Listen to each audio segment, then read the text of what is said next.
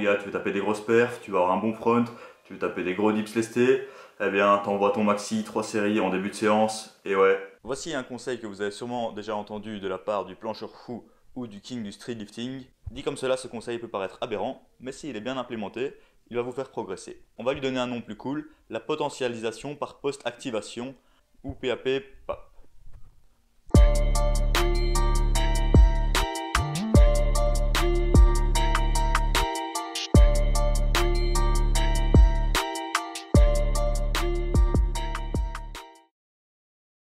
Avant d'aller plus loin dans la vidéo, pensez à vous abonner, ça me fera extrêmement plaisir. C'est une méthode qui a été popularisée dans les sports explosifs. Par exemple, on effectue un squat, et puis on fait un sprint ou un saut vertical, et en général la performance est améliorée.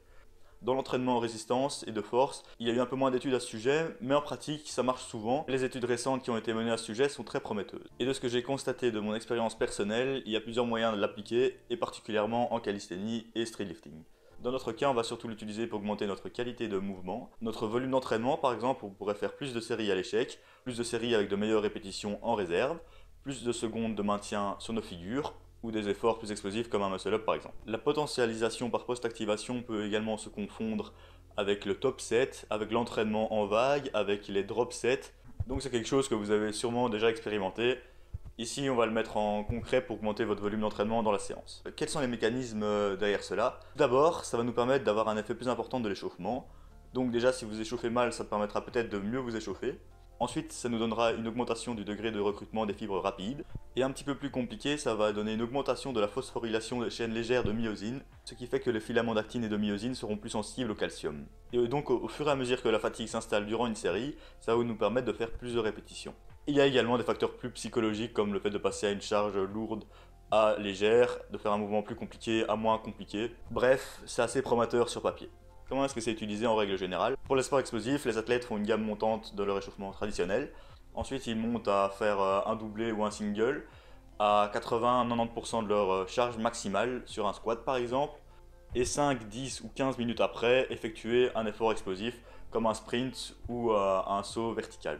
Pour un entraînement de force, on va faire la même chose, sauf qu'à la place de faire un effort explosif par exemple, on pourrait faire 3 séries de répétitions à l'échec ou des séries de travail tout simplement. Je vais vous donner plusieurs exemples qu'on peut utiliser en calisthenics. Tout d'abord, prenons un exemple du street lifting.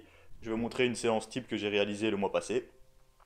Donc, j'ai fait un top set de un single en dips à 80 kg, ce qui correspondait peut-être à 80% de mon maxi. Ensuite, j'ai effectué 6 séries de 5 dips avec 2 reps en réserve.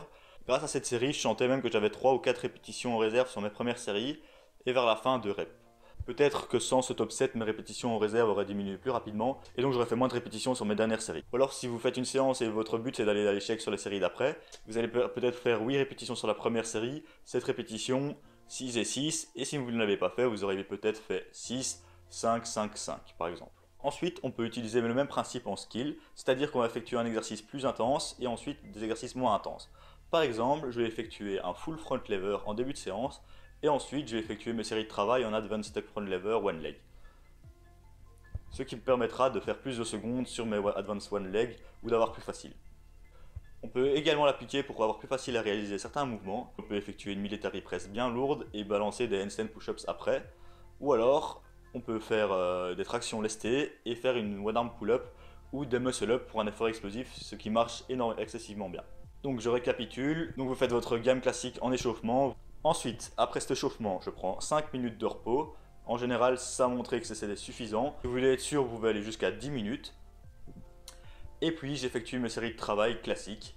Donc, si vous voulez faire un mouvement technique, vous y allez. Si vous voulez faire des répétitions à l'échec, vous allez faire plus de répétitions. Si vous voulez faire un entraînement classique, vous aurez plus de répétitions en réserve.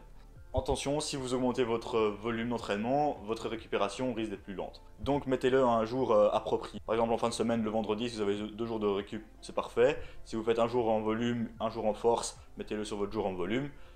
Ou si vous faites un jour en vitesse, explosivité, ça peut également fonctionner. Donc ça pourrait être intéressant dans le cas d'une périodisation ondulatoire. Bref, voici ce que c'était la potentialisation par post-activation. Augmentation du volume d'entraînement, augmentation de l'explosivité.